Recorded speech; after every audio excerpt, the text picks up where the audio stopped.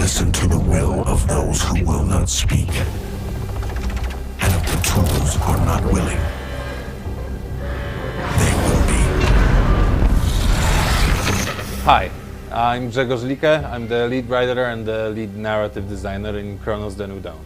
And my name's Clara Severa, producer on Cronos The New Dawn. Today we're going to be talking a little bit more about our story while also answering some pressing fan questions.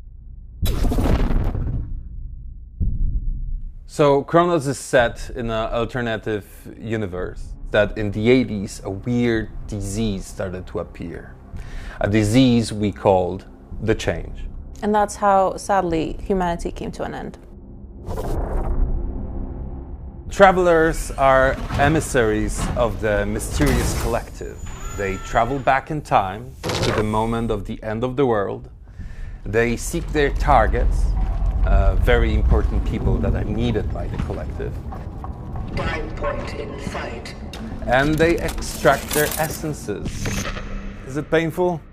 I think it's painful. With every single, I think, weird procedure along those lines, you will expect it to be painful. And because we're taking away souls of human beings, don't expect it to be a nice thing. Well, they scream a lot. Yeah. Preserving.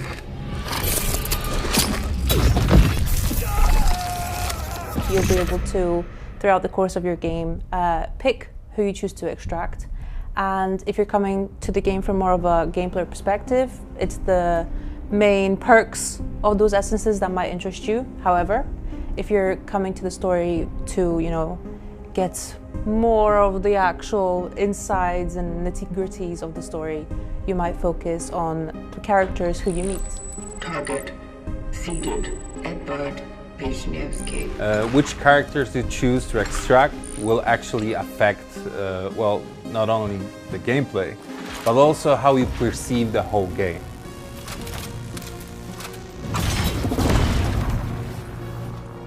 His name is the Warden, and his role, given by the collective, is to maintain not only the tools used by the travelers in their missions, but also the main hub in which you will spend a lot of time as a player.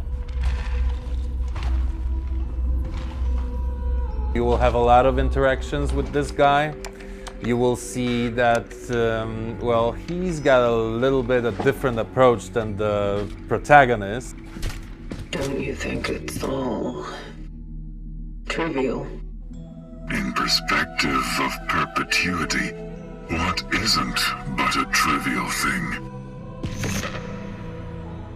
At Bluebird Team, we still love to tell stories about people, about real people, about relationships between those people. You will meet a lot of characters in this game. Some of them you will love, and some of them you will, Maybe love. love less. Love less. Also in Cronos, I think it's important to mention that a lot of the characters you will meet are in some way or another connected when it comes to their story.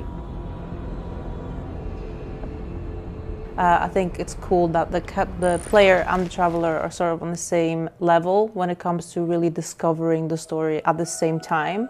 So these interactions with these characters are definitely meaningful because the more you dive in, the more you learn.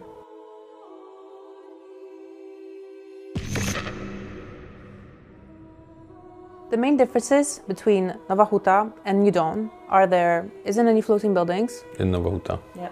There isn't roaming monsters. Yet. Kind of.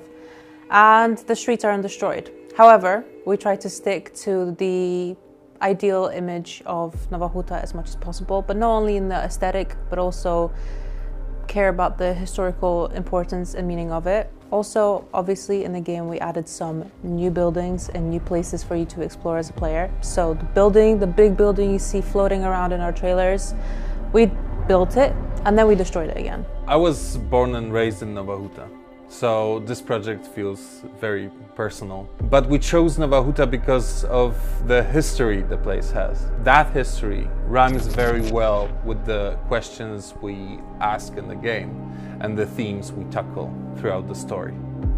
And as Cronos doesn't have the ambition to be a historical game, well, the level of reproduction of things is super cool.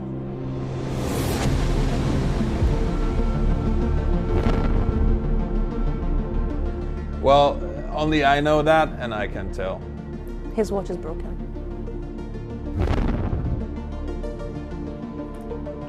As far as we know, we don't know. Well, it is a time travel story. Duh. Why nobody ever asks about dogs? Or hamsters.